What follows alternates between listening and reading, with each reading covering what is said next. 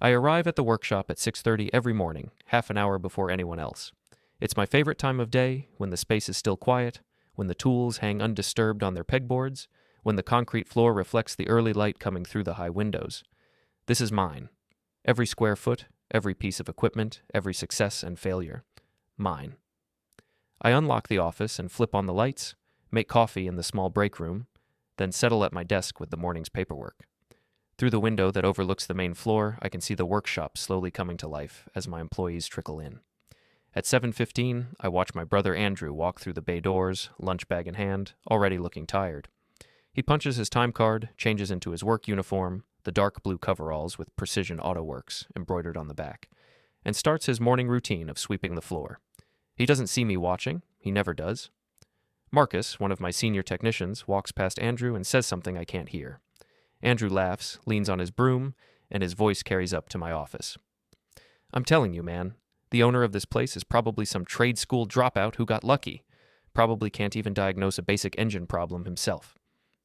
Marcus glances up at my office window, sees me, and quickly looks away. He knows. All my employees know who I am, but they also know I've asked them to keep it quiet.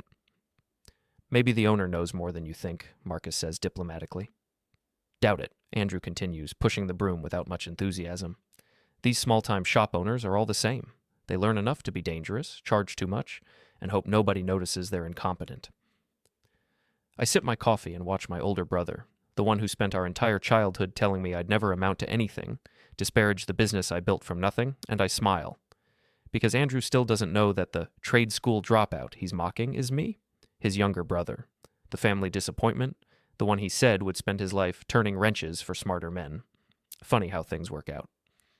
Before we get into it, don't forget to like and subscribe, and hit hype to boost this episode. Drop a comment below with your city or country. I'm always curious where viewers are joining from.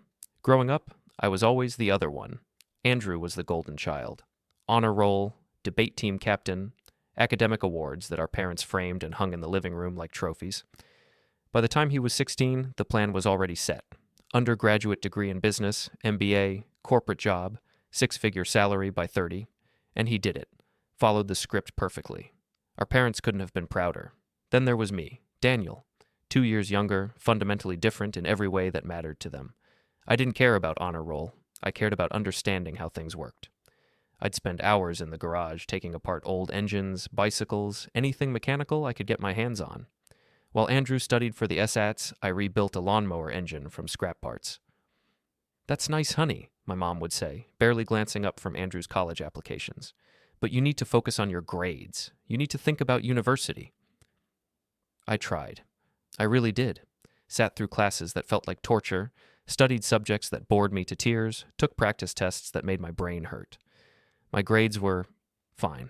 Not great, not terrible, just fine. "You need to work harder," my father said during one particularly painful dinner conversation.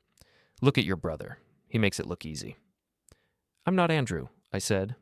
"Obviously," my mother replied, and the disappointment in her voice was sharper than any insult. By my junior year of high school, I knew university wasn't for me. The thought of 4 more years of classroom learning, of lectures and papers and exams, made me feel claustrophobic. But I also knew what I did want: to work with my hands, to build things, to solve mechanical problems. I researched trade schools, found a 2-year program in automotive technology that looked perfect. Good job placement rates, hands-on learning, certifications that actually meant something in the real world. When I brought it up at dinner, the reaction was immediate and brutal. "Trade school?" My father said the words like I'd announced I was dropping out entirely. "Daniel, be serious." "I am being serious. It's a good program. I could become a certified mechanic, maybe even..." "A mechanic?" My mother's voice went up an octave. "You want to be a mechanic? After everything we've done for you? What's wrong with being a mechanic?" "It's not a career," my father said flatly. "It's a job. There's a difference. You'll never make real money. You'll never have security. You'll spend your life covered in grease, working for people smarter than you." Andrew, home from his first year at university, had been quiet through this exchange. But now he laughed, that condescending laugh that would become so familiar over the years. "Come on, Danny. Trade school, that's for people who can't hack real education. You're better than that. Probably." "I like working with machines," I said, my voice smaller than I wanted it to be. I'm good at it. You're good at it because you've never tried to be good at anything else, my mother said. You're taking the easy way out. Trade school isn't easy. It's easier than university, Andrew interrupted. Let's be honest. You go to trade school because you can't handle real academics. It's basically admitting defeat before the game even starts. The argument continued for weeks. My parents tried everything. Guilt, anger, disappointment, threats. They brought in relatives to talk sense into me. Uncle Richard, who was a lawyer, spent an hour explaining why I was limiting my potential. Aunt Susan, who worked in finance, painted a dire picture of my future. You'll be working manual labor until your body gives out, and then what? But I stood firm. For maybe the first time in my life, I knew what I wanted, and I wasn't going to let them talk me out of it. I enrolled in the automotive technology program at Westside Technical Institute, paid for it myself with money I'd saved from part-time jobs, moved into a tiny apartment with 2 roommates who were also in the program. The day I left, my mother cried. Not proud tears, disappointed tears. You're throwing your life away, she said. I'm choosing my own life, I corrected. Same thing, Andrew said from the couch, not even looking up from his phone. Good luck being everyone's handyman. I'm sure it'll be very fulfilling. Trade school was the best decision I'd ever made. For the first time in my educational life, I wasn't struggling to stay awake or forcing myself to care about the material. I loved every minute. The diagnostic systems, the electrical work, the precision of engine repair, all of it clicked in a way traditional academics never had. I finished top of my class, got certified in multiple specialties, had 3 job offers before graduation. I took a position at Martinez Auto Repair, a small independent shop run by an older mechanic named Carlos. He was in his 60s, had been running the shop for 30 years, and knew everything about everything. You've got good hands, Carlos told me during my first week, and more importantly, you've got patience. That's what separates good mechanics from great ones, patience and attention to detail. I soaked up everything he taught me. Came in early, stayed late, volunteered for the complicated jobs that other guys avoided. Carlos noticed. You planning to do this forever? He asked me one day while we were both under the hood of a particularly stubborn Toyota. Working for someone else? I don't know, I said honestly. Haven't thought that far ahead. Well, start thinking. You're talented enough to run your own place someday, but talent isn't enough. You need business sense, people skills, capital. Start learning now, while you're young. That conversation planted a seed. I started taking community college classes at night. Accounting, small business management, customer service. Used my employee discount at the local bookstore to build a library of business books. Saved aggressively, living on rice and beans, driving a car that was barely running, cutting every possible expense. Meanwhile, Andrew was thriving in his corporate world. He graduated with honors, landed a job at a mid-sized consulting firm, started climbing the ladder. His social media was a constant stream of professional achievements, networking events, motivational quotes about success and ambition. Family gatherings became increasingly uncomfortable. Andrew just got another promotion, my mother would announce proudly. Senior consultant now, the youngest person at his level. That's great, I'd say. And you? Uncle Richard would ask, his tone making it clear he already knew the answer wouldn't be impressive. Still at that garage? Still there. It's good work. But when are you going to do something more ambitious? Aunt Susan would chime in. You're bright enough. You could go back to school, get a real degree, find a real career. I have a real career. Oh, honey. My mother would pat my hand like I was a child. You know what we mean. Andrew loved these moments. He'd sit back with a satisfied smile, occasionally interjecting with condescending encouragement. Danny's happy where he is. Not everyone needs to be ambitious. The world needs mechanics, right? Someone's got to keep the cars running for the rest of us. The implication was always clear. He was us, and I was them. He was successful, I was support staff. He was going places, I was staying put. One Thanksgiving, after too much wine, Andrew cornered me in the kitchen. You know, I actually admire you in a way, he said, his words slightly slurred. It takes a certain kind of person to accept their limitations, to be okay with a small life. Most people can't do that. They're always wanting more. But you're content turning wrenches for $10 an hour. I make more than $10 an hour. Whatever. You know what I mean. You found your ceiling early and you're comfortable there. That's actually kind of zen. Most people spend their whole lives trying to climb, but you're just sitting at the bottom, totally fine with it. I'm not at the bottom. Relative to me? Yeah, you kind of are, and that's okay. We can't all be winners. Someone's got to be average. Otherwise, how would we know we're successful? He clapped me on the shoulder. Keep doing your thing, little bro. Someone's got to change my oil. I stood in that kitchen, holding a plate of turkey I suddenly had no appetite for, and made a decision. I wasn't going to argue with him, wasn't going to defend myself or try to prove anything. I was going to build something so successful that words wouldn't be necessary. I was going to become undeniable. For the next 5 years, I worked like a man possessed. I picked up extra shifts at Martinez Auto, took freelance jobs on weekends, saved 70% of everything I made, lived in a tiny studio apartment with furniture from thrift stores and a TV that had been old when I found it on the curb. Carlos noticed my dedication. "You're burning yourself out," he warned one evening as I was starting my 3rd overtime shift that week. "I appreciate the work ethic, but pace yourself." "I have a goal," I told him, "and I'm not getting any younger." "What's the goal?" "My own shop." He studied me for a long moment, then nodded slowly. "How far along are you?" "Saved about 40,000 so far. I need at least 100 to do it right. Equipment, space, insurance, operating capital. Figure I'm about 2 years out." "I could help," Carlos offered. "Loan you some money, or maybe—" "No."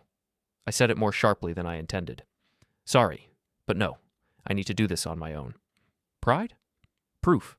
He understood, didn't bring it up again. But he did start teaching me everything about the business side, dealing with suppliers, managing cash flow, hiring, firing, customer retention. He opened his books to me, showed me what worked and what didn't. "Most mechanics who open their own shops fail within 2 years," he said. "You know why? Because they're great at fixing cars and terrible at running a business. Don't be that guy." I wasn't planning to be. During this time, Andrew continued his corporate ascent. New job, better title, bigger salary. He bought a house in a nice suburb, got engaged to a woman who worked in marketing and had an equally impressive career trajectory. At family dinners, the contrast between our lives was stark and getting starker. "Andrew's company just landed a major account," my father would announce. "He'll be leading the team," could mean another promotion. "Congratulations," I'd say. "How's the garage?" Aunt Susan would ask, her tone sympathetic, like I was chronically ill. "Good. Busy?" "Still there, huh? Well, steady employment is important. Not everyone can be a go-getter." Andrew would smile, check his expensive watch, and say something like, "Danny's living his truth. Can't fault him for that. He'll never make real money turning wrenches, but at least he's not unhappy." What Andrew didn't know, what none of them knew, was that while he was climbing someone else's ladder, I was building my own.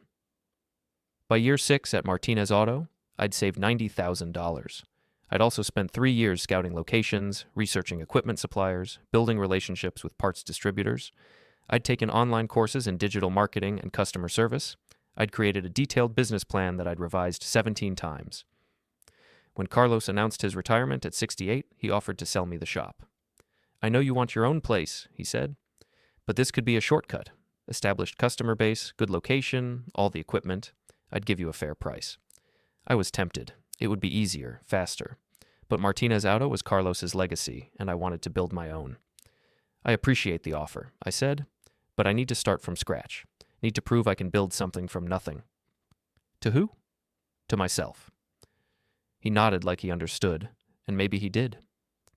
3 months later, on a cold morning in October, I signed the lease on a 4,000 square foot space in an industrial area on the east side. It had been a machine shop before, abandoned for years. The windows were broken, the floor was cracked, everything was covered in a layer of grime that looked ancient. But the bones were good. High ceilings, good electrical capacity, enough space for 4 bays, and an office area that could be converted. The rent was reasonable, and the landlord was willing to negotiate a long-term lease with an option to buy. I spent the next 4 months renovating. Did most of the work myself, patched the concrete, replaced windows, painted everything, built the office from studs, bought used equipment when I could, knew when I had to, hired a designer to create a logo and color scheme that looked professional but not pretentious. I named it Precision Auto Works. By February, I was open for business. The first month was terrifying. I'd spend entire days sitting in the empty shop, worrying that I'd made a catastrophic mistake, that customers wouldn't come, that I'd burned through my capital and be forced to close within 6 months. But slowly, customers started trickling in, some from Carlos, who'd referred them, some from online advertising, some just because they drove past and needed help. Word spread. My prices were fair, my work was good, I didn't upsell or try to scam people. In an industry known for dishonesty, I built my reputation on transparency. By month 6, I was profitable. Not by much, but enough. By month 9, I needed to hire help. That's when I hired my first employee. Marcus, a certified technician who'd been laid off from a dealership. Then Jenny, who handled the front desk and customer service. Then 2 more technicians, as the work kept coming. By the end of the first year, Precision Auto Works had generated over $400,000 in revenue and netted me a modest profit. Not bad for a trade school dropout. I didn't tell my family, didn't post about it on social media, didn't announce my success or invite anyone to a grand opening. I just worked, built, grew, quietly. At family gatherings, when people asked about work, I'd say, good, staying busy, and let them assume I was still changing oil for Carlos. Andrew continued his trajectory. New job at a bigger firm, even bigger salary, more responsibilities, more stress, though he'd never admit it. His social media presence evolved from motivational quotes to subtle complaints disguised as humble brags. Another 16-hour day, the price of success. Nush blessed Asher hustle hard. Weekend work calls. When you're in demand, you're always on. Leadership or sacrifice. I didn't engage, didn't like or comment, just watched from a distance as my brother built a life that looked perfect from the outside while the cracks were beginning to show. The call came on a Tuesday afternoon in late spring, a little over a year after I'd opened Precision. I was under a Honda Civic, draining the transmission fluid, when Jenny poked her head into the bay. Hey boss, your brother's online too, says it's important. I rolled out from under the car, wiped my hands on a rag, and felt my stomach clench. Andrew never called me. We'd text occasionally, generic birthday wishes, holiday pleasantries, but actual phone calls were rare. I took it in the office. Andrew, what's up? Hey, Danny. His voice sounded different, strained, tired. Got a minute? Sure. What's going on? I'm not calling with great news. I got laid off yesterday. I sat down at my desk, processing. Andrew, the golden child, the corporate success story, laid off. What happened? Company's restructuring. They're eliminating my entire department. Something about strategic realignment and optimizing operations. Basically, they're cutting costs and senior consultants are expensive. I'm sorry, man. That's rough. Yeah. He laughed, but it sounded hollow. 15 years of climbing the ladder, and here I am. 36 years old, unemployed, with a mortgage and a wedding to pay for. You'll find something else. Your resume is solid. I hope so. I'm already sending applications out. But the market's tight right now, and look, the reason I'm calling, do you know anyone who's hiring? Anything. I'm not picky at this point. I just need something to get by until I land another consulting gig. I stared at the paperwork on my desk. Invoices with my name at the top, business license with my signature, bank statements showing healthy growth. An idea formed. A terrible, wonderful, absolutely petty idea. Actually, I said slowly, I might know a place. Auto shop that's looking for general help. It's not glamorous, cleaning, organizing, some basic assistance, but it's steady work. An auto shop? Danny, I don't know anything about cars. You don't need to. They need someone for the non-technical stuff. Sweeping floors, managing inventory, keeping the place organized. Think of it as operations support. He was quiet for a moment. What's the pay? $18 an hour to start. 40 hours a week. Health insurance after 90 days. 18 an hour. He said it like I'd suggested he work for free. I was making 6 figures, Danny. I know, but right now, 18 an hour is better than 0 an hour. And it's temporary, right? Just until you find something in your field. Another long silence. I could practically hear him calculating, weighing his options, swallowing his pride. Yeah, okay. You're right. Can you put in a word for me? I'll see what I can do. Give me a day or two. After we hung up, I sat in my office for a long time, staring at nothing, thinking about all the years of condescension, all the comments about my small life and my limited potential, all the times he'd made me feel like I was less than. Marcus knocked on my office window, giving me a questioning thumbs up. I nodded back and got up. Time to make a call.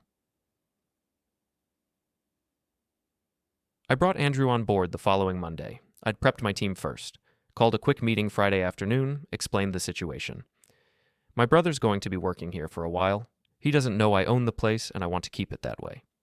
Marcus raised his eyebrows. Your brother? The one you've mentioned? The one who thinks I'm still working for someone else. Yeah. Why keep it secret? Jenny asked. Personal reasons. Long story.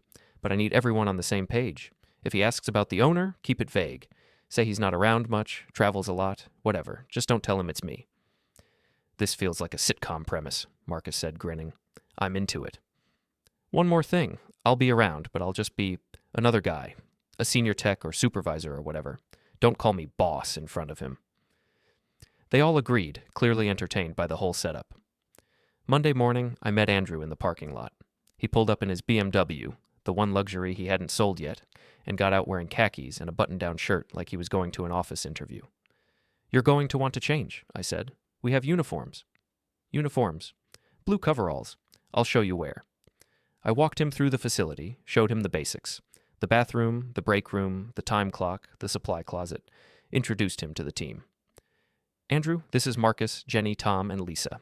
Everyone, this is my brother Andrew. He'll be helping with general operations. They all shook hands, professionally friendly but not overly warm. Where's the owner? Andrew asked, looking around like he expected someone to emerge from an office. He's not here much, Marcus said smoothly. Kind of an absentee owner. Lets us run things. Ah, one of those. Andrew's tone made it clear what he thought about absentee owners. I showed him to the locker room, handed him a set of coveralls. Really? He held them up like they were contaminated. I have to wear these? Company policy, safety, and professionalism. He changed, came out looking uncomfortable and faintly humiliated. The coveralls were a bit too big, making him look smaller somehow. So what am I doing today? He asked. Orientation. Jenny will walk you through the inventory system, show you how we organize parts, then you'll help Tom with cleaning and prep, sweeping bays, taking out trash, keeping the space organized. Sweeping? It's important work. A clean shop is a safe shop. He looked like he wanted to argue, but swallowed it. Okay, sure. Whatever you need. I left him with Jenny and retreated to my office, watching through the window as my brother, the man who'd spent years telling me I'd never amount to anything, learned how to sweep my shop floor. The first few weeks were fascinating. Andrew tried. I'll give him that. He showed up on time, put on the coveralls without complaint, did what he was asked. But his discomfort was obvious. He wasn't used to manual labor, wasn't used to taking orders, wasn't used to being at the bottom of the hierarchy, and his ego couldn't stay quiet. I'd hear him talking to Marcus during breaks, his voice carrying up to my office. This is just temporary, you know. I'm applying to consulting firms all over the state. I've got some promising leads. Should be out of here in a month or two, tops. That's good, Marcus would say noncommittally. How long have you been here? 3 years? 3 years? Andrew said it like Marcus had confessed to a prison sentence. Don't you have bigger ambitions? I mean, this is fine for now, but long term? I like it here. Good pay, good boss, when he's around, stable work. But you're just a mechanic. Don't you want more? I watched Marcus's face tighten. He was a master technician, took pride in his work, and I knew Andrew's comment stung. Being a mechanic is enough for me, Marcus said carefully. Different strokes, I guess. Personally, I couldn't imagine spending my whole life in a place like this. Working for someone else, doing the same thing every day. I need challenge, growth, upward mobility. He said it loud enough that everyone could hear, making sure we all knew he was better than this, that he was slumming, that this was beneath him. I watched from my office and said nothing. The comments about the mysterious owner started in week 2. Has anyone met him? Andrew asked during a lunch break. The actual owner? Couple times, Tom said. Seems like a decent guy. What's his background? Did he go to business school or something? Trade school, I think. Worked his way up. Trade school. Andrew scoffed. Figures. These small-time shop owners are usually guys who stumbled into ownership. Right place, right time. Probably doesn't actually know much about running a business. He seems to be doing okay, Jenny said, her voice tight. We're busy, profitable, everyone gets paid on time. Sure, but there's a ceiling to this kind of operation. A real businessman would be thinking about expansion, franchising, scaling up. But trade school guys think small. They're comfortable being a big fish in a tiny pond. I sat in my office, drinking my coffee, listening to my brother critique the business I'd built from nothing. Tom looked up at my window and caught my eye. I could see he wanted to say something, to defend me. I shook my head slightly. Not yet. By week 4, Andrew's comments were getting more pointed. Well, this place could be making twice as much if it was run properly, he announced one afternoon while sweeping Bay 3. The workflow is inefficient. The scheduling is amateur. I could optimize this operation in a week. Maybe you should tell the owner, Marcus suggested dryly. If I ever meet him, I will. Someone needs to tell him he's leaving money on the table. Lisa, who was working nearby, caught my eye through the office window and rolled her eyes. The team was getting tired of Andrew's constant commentary, but they'd kept their promise not to reveal my identity. It was simultaneously infuriating and hilarious. Watching Andrew disparage everything I'd built, not knowing he was insulting me to my face. The worst incident came in week 6. A customer, Mrs. Patterson, a regular who'd been coming to me since my 3rd month in business, came in for an oil change. Andrew was manning the front desk while Jenny was on break. I watched from my office as Mrs. Patterson asked about a weird noise her car was making. I don't know, probably nothing, Andrew said dismissively. These old cars make all kinds of noises. Honestly, you might want to think about upgrading. This repair shop mentality of squeezing life out of dying cars is kind of a scam. They'll keep finding things to fix because that's how they make money. Mrs. Patterson looked taken aback. But Daniel's a nice guy, sure, but he's just a mechanic. He's not going to tell you to buy a new car because then he loses your business. It's a conflict of interest. I was out of my chair and on the floor before I'd consciously decided to move. Mrs. Patterson, I said, smiling warmly. Good to see you. I'll take a look at that noise right now. Probably just a loose heat shield, but better safe than sorry. Oh, Daniel, thank goodness. This young man was telling me I should buy a new car. Your car's got plenty of life left. Let me check it out. Won't take long. I shot Andrew a look that could have stripped paint. Can I see you in the office? He followed me, looking confused about why I was upset. I closed the office door. What the hell was that? I kept my voice low but hard. What? I was just being honest with her. That car is fine. That woman is a loyal customer, and you just tried to convince her to take her business elsewhere. I was trying to save her money in the long run. These repair shops always... This isn't a scam operation. We do honest work for fair prices, and Mrs. Patterson knows that because she's been coming here for over a year. You don't get to undermine that.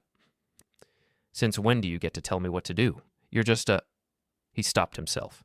Just a what? He looked away. Nothing. Sorry, I'm just trying to help. Help by doing your job and keeping your opinions to yourself. If customers ask questions about repairs, get me, Marcus, or Tom. You're not qualified to answer them. His face flushed red. Fine, whatever.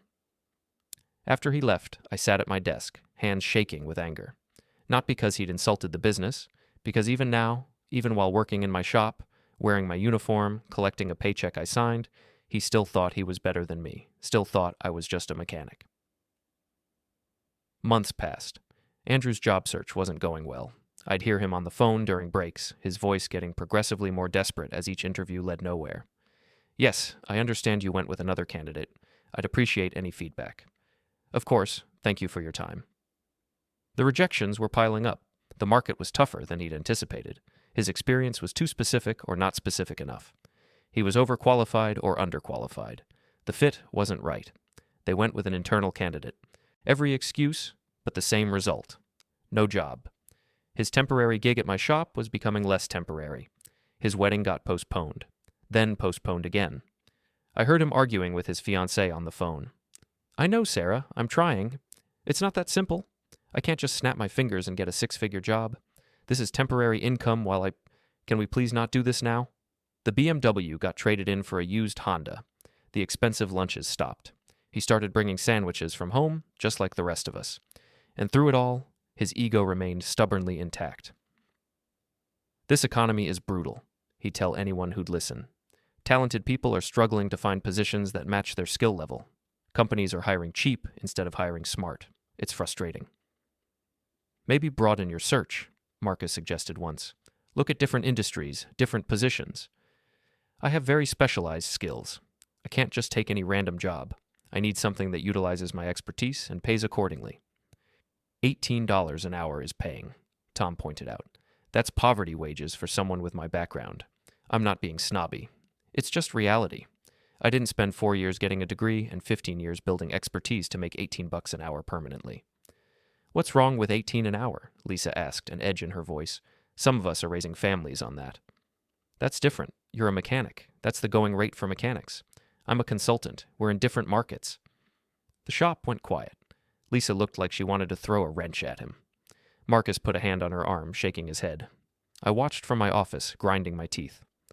That evening, after everyone else had left, I called a family meeting with my team. I know Andrew's been difficult, I said, and I appreciate all of you keeping my secret. But if you want to tell him, I'll understand. I won't ask you to keep covering for me. Are you kidding? Marcus said. This is the best entertainment I've had in years. Watching him trash talk the boss to the boss's face, it's beautiful. He's kind of a dick, Lisa said bluntly. No offense. None taken. He's definitely a dick. But here's the thing, Jenny added. He's getting humbled, slowly.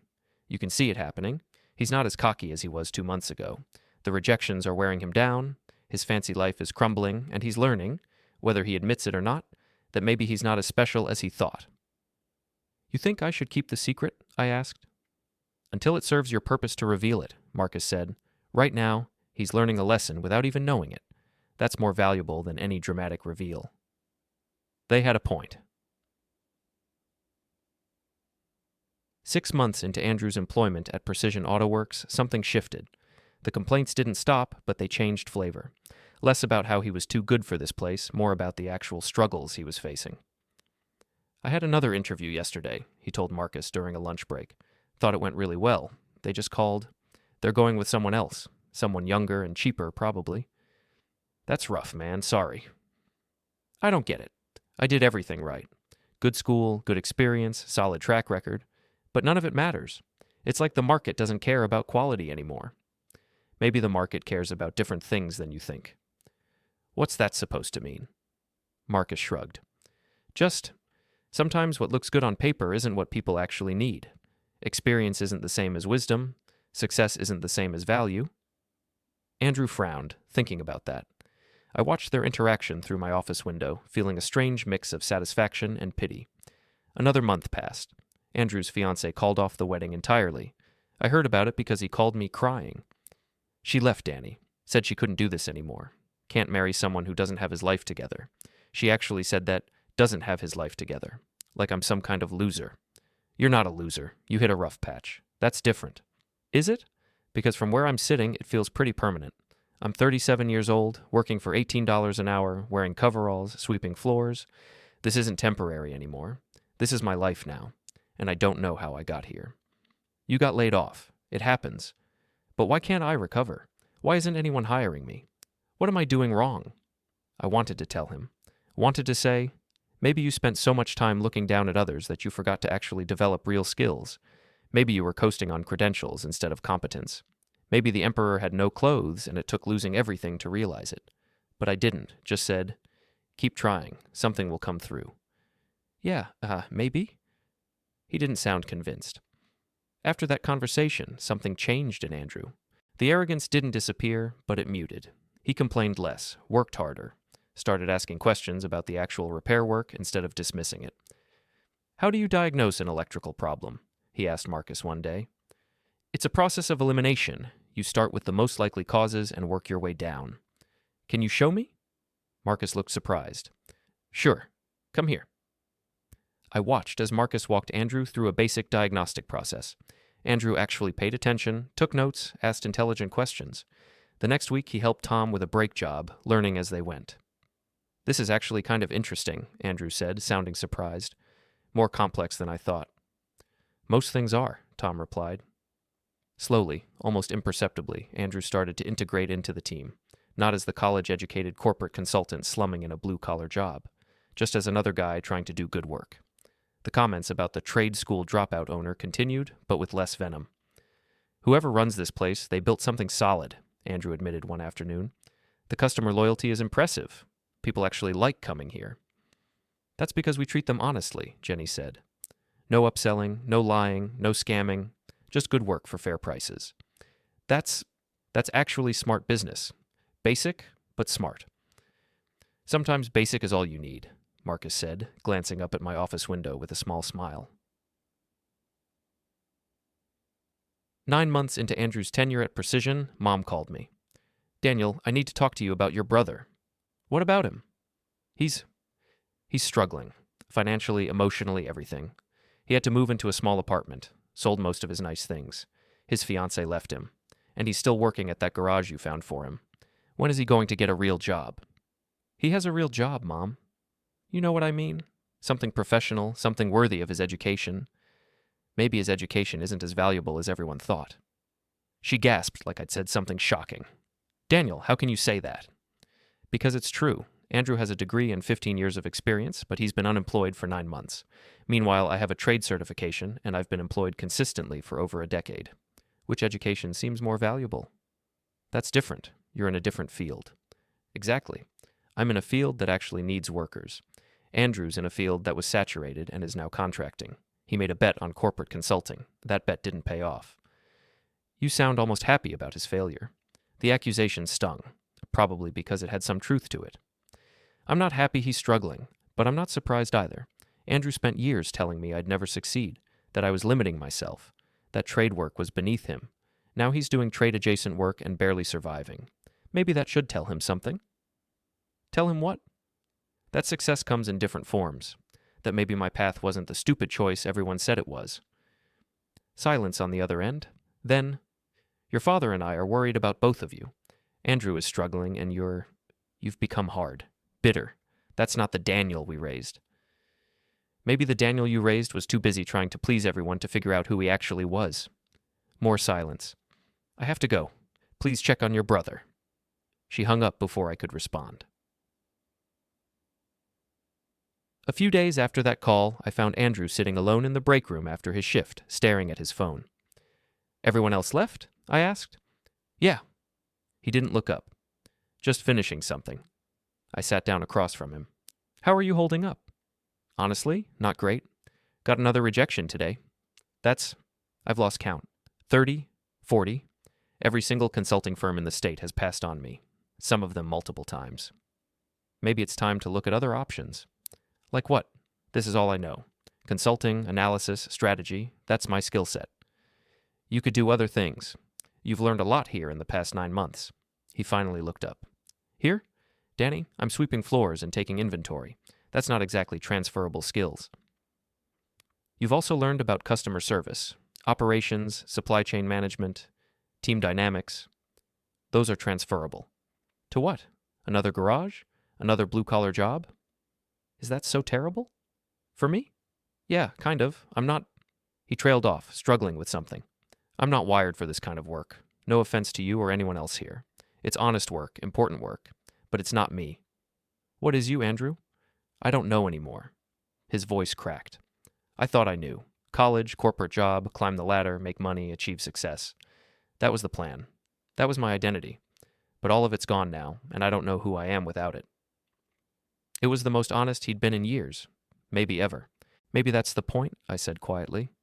Maybe you needed to lose all that to figure out who you actually are underneath. That's very philosophical for a guy changing oil filters. There it was, the reflexive condescension. Even in his moment of vulnerability, he couldn't help himself. I felt my jaw tighten. You know what, Andrew? I'm done. Done with what? Done letting you talk down to me. Done pretending your casual insults don't hurt. Done watching you dismiss my work, my life, my choices as somehow less valid than yours. I wasn't... Yes, you were. You always are. Even now, after everything, you still think you're better than me. You're working the same job I started with, making a fraction of what you used to, and you still can't acknowledge that maybe, just maybe, my path was valid too. He stared at me, genuinely confused. Danny, I don't think I'm better than you. Yes, you do. You've thought it our entire lives. You were the smart one, the successful one, the golden child. I was the disappointment, the quitter, the one who took the easy road. You've never said it in those exact words, but you've said it 1,000 other ways. That's not fair. Isn't it? How many times have you commented about my small life? How many times have you made jokes about me turning wrenches? How many times have you made it clear that you see yourself as inherently superior? He opened his mouth, closed it, couldn't seem to find words. I'm not saying this to hurt you, I continued. I'm saying it because I need you to understand something. Your life fell apart. Mine didn't. And that should tell you something about which path was actually better. What? That trade school is superior to university? That's ridiculous. No, that there are many paths to success, and dismissing someone else's path as inferior says more about you than it does about them. I stood up to leave. Danny, wait, I turned back. You're right. He said it quietly, looking at his hands. I have been condescending. I thought I was encouraging you in my own way, pushing you to want more, but really I was just being an asshole. Yeah, you were. I'm sorry. It was the first time I could remember him apologizing to me for anything. Okay. No, I mean it. I'm genuinely sorry. I've been thinking a lot lately, while I'm sweeping floors and organizing parts, about success and failure and what any of it means. And one thing I keep coming back to is this. You're happy. Despite everything, despite what everyone said, you found work you enjoy and you're good at it. That's worth more than any corporate title. Thank you. I mean it. I've spent the last year being miserable, desperately trying to get back to something that never made me happy in the first place. Meanwhile, you've been just living your life. Content. That takes wisdom I don't have. We sat in silence for a moment. For what it's worth, I said finally, you're a good worker. You've improved a lot. The team respects you now. Really? Really. You stopped being an arrogant dick and started being a decent human. People notice that. He laughed, a real laugh. High praise. It's honest praise. Another 3 months passed, a full year of Andrew working at Precision Auto Works. He'd stopped looking for consulting jobs. Instead, he'd started taking online courses in automotive technology, asked Marcus to mentor him, spent his lunch breaks reading repair manuals. I'm thinking about getting certified, he told me one day, becoming an actual mechanic. I know it sounds crazy, but I think I'd be good at it. It doesn't sound crazy. Mom and Dad think I've lost my mind. Probably, but that's their problem, not yours. You really think I could do it? Yeah, I do. You're methodical, detail-oriented, and you actually care now. That's half the battle. The shop had grown too. I'd hired 2 more technicians and expanded into the adjacent space. Revenue was up 40% from the previous year. We were becoming one of the top-rated shops in the region, and through it all, Andrew still didn't know I owned the place. My team would occasionally give me questioning looks like, when are you going to tell him? I didn't have an answer. Part of me wanted to keep the secret forever. Let him work here, improve, find himself, never knowing the truth. That felt more meaningful somehow than a dramatic reveal. But another part of me wanted him to know. Wanted to see his face when he realized that the trade school dropout he'd been criticizing was actually me. Wanted that moment of recognition, of realization, of understanding how wrong he'd been. I wrestled with the decision for weeks. Then, one morning in early December, the decision was made for me. I arrived at 6:30 as usual, made my coffee, settled at my desk with paperwork. At 7, I heard Andrew and Marcus talking on the floor below. I never thanked you properly, Andrew was saying. For what? For being patient with me, for teaching me, for not writing me off when I was being an insufferable asshole. You weren't that bad. I was terrible, I know I was. All that crap about the owner being a trade school dropout who didn't know real business, I cringe thinking about it now. Why? Because I was wrong, about everything. This place is well run. The owner clearly knows what he's doing. And trade school is a perfectly valid education, maybe more valid than traditional college for certain careers. I just couldn't see it because I was so far up my own ass. Marcus laughed. Well, you pulled your head out eventually. Barely. And too late to save my old life. But maybe that's okay. Maybe my old life wasn't worth saving. So what now? Now I keep learning, keep working, try to become actually skilled at something instead of just having credentials. Try to build a life based on what I can do, not what degrees I have. That's good, man. That's growth. It only took a complete ego death and a year of humiliation to get here. They laughed together. I sat in my office, listening, and made a decision. After the morning rush, I called Andrew up to the office. Close the door, I said. He did, looking worried. Is something wrong? Did I mess something up? No, I need to tell you something. Okay. I pulled out the business documents, the LLC filing with my name, the lease with my signature, the business license listing me as owner. I need you to look at these. He took the papers, scanning them, not understanding what he was seeing at first. Then his eyes caught on my name, Daniel Parker, owner, operator. His face went through a series of expressions, confusion, then disbelief, then understanding, then shock. He looked up at me. You're the owner? Yeah. You've been the owner this whole time? Since before you started working here. So when I was saying all that stuff about the trade school dropout who didn't know business, I was talking about you? Yep. His face went red. then white. He set the papers down carefully, like they might explode. Oh my God. He put his head in his hands. Oh my God. Danny, I'm so sorry. I had no idea. If you'd known, you never would have said any of it. That's the problem. He looked up, stricken. What? You didn't insult me because you didn't know I was the owner. You insulted me because you genuinely believed that trade school people and small business owners were beneath you. The not knowing just made you comfortable saying it out loud. I didn't mean... Andrew, for a year I've listened to you criticize this business. The workflow, the management, the owner's intelligence. You've called me incompetent, lucky, amateur, said I'm leaving money on the table, said someone needs to tell me how to run things properly. I was an idiot. I didn't understand. You didn't understand because you didn't respect it. You looked at this place, at this work, and saw it as lesser, even while depending on it for your paycheck. He slumped in his chair. You're right. God, you're so right. I'm sorry doesn't even begin to cover it.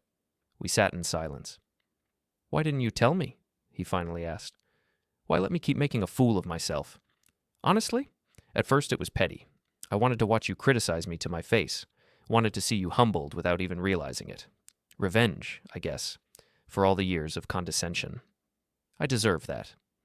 But later, it became something else. I watched you change. Watched you let go of your ego, bit by bit. Watched you actually learn humility instead of just performing it. If I'd told you from the start, you would have censored yourself. Been fake nice, never actually confronted your own prejudices. So this whole year was, what? A lesson? It was you learning who you really are when you're not coasting on credentials and ego, and honestly, the guy you became is someone I actually respect. The guy you were when you got here? Not so much. Andrew looked down at his hands. Am I fired? I hadn't expected that question. Why would I fire you? Because I've spent a year insulting you? You've also spent a year becoming a decent employee and a better person. Those things balance out. So I can stay? If you want to. Though now that you know I'm the owner, things will be different. How? You'll have to actually respect me. No more backhanded compliments or condescending advice. No more assumptions that you're smarter than everyone else. You'll have to treat me like what I am, your boss. He nodded slowly. I can do that. I want to do that. And you'll have to accept that this path, trade school, hands-on work, building a business from scratch, is just as valid as the path you chose. Maybe more valid, given where we both ended up. I already do accept that. I've accepted it for months. I just didn't know I was talking about you. Fair point. Okay then, you can stay. He stood up, moved toward the door, then turned back. Danny. Yeah? You built something really impressive here. Not just the business, though that's incredible. But the culture, the team, the reputation. You created something people respect, and I'm sorry it took me a year and the world's most awkward reveal to see it. Thanks. Can I ask one more thing? Sure. Why now? Why tell me today? I thought about it. Because this morning I heard you tell Marcus you were wrong. Not wrong about the owner of this specific shop, but wrong about the whole framework you'd been using to judge people. That's the difference. You didn't just change your opinion about me. You changed your opinion about what matters. He nodded, understanding. That's fair. After he left, I sat in my office for a long time, feeling lighter than I had in years. The revenge I'd imagined, the dramatic reveal, the crushing humiliation, the definitive proof that I'd been right all along, it hadn't happened that way. Instead, something better happened. My brother learned humility. Not because I forced it on him, but because life did. And in the process, he became someone worth having a relationship with. 3 years later. Precision Auto Works had expanded into 3 locations. I'd hired Andrew as a manager at the second location after he completed his certifications and proved himself as a lead technician. He was good at it, better than I'd expected. Our relationship wasn't perfect. We still disagreed, still had tension sometimes. But there was respect now. Mutual respect based on what we'd both actually built rather than on credentials or family hierarchy. At family dinners, the dynamic had shifted. Daniel's business is doing so well, Mom would say, her voice carrying a pride that once would have been reserved only for Andrew. 3 locations now. And Andrew's managing one of them, I'd add. He's been crucial to the expansion. We're both doing well, Andrew would say. Different paths, but both solid. Dad would nod approvingly, like he'd always believed in both of us, though we all knew that wasn't true. Uncle Richard, the lawyer, asked me once, Did you ever regret not going to university?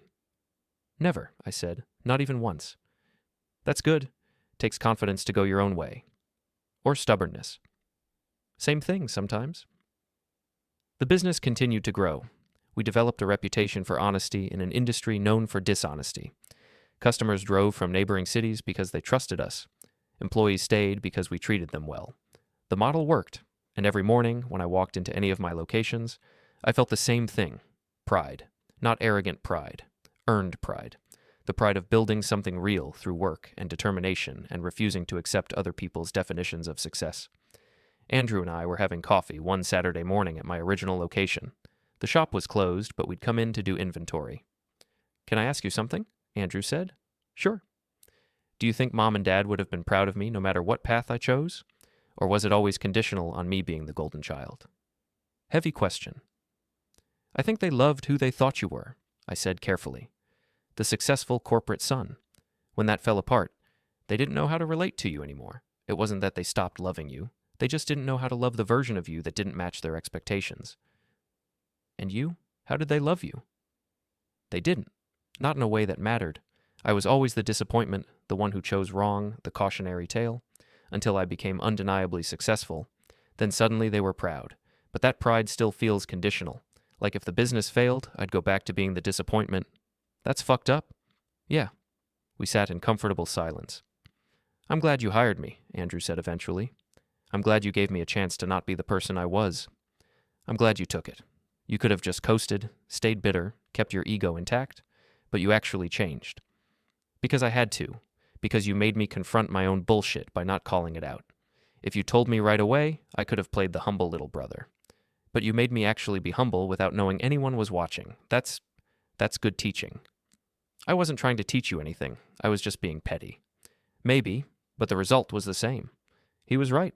Sometimes the best lessons are the ones we don't intend to teach.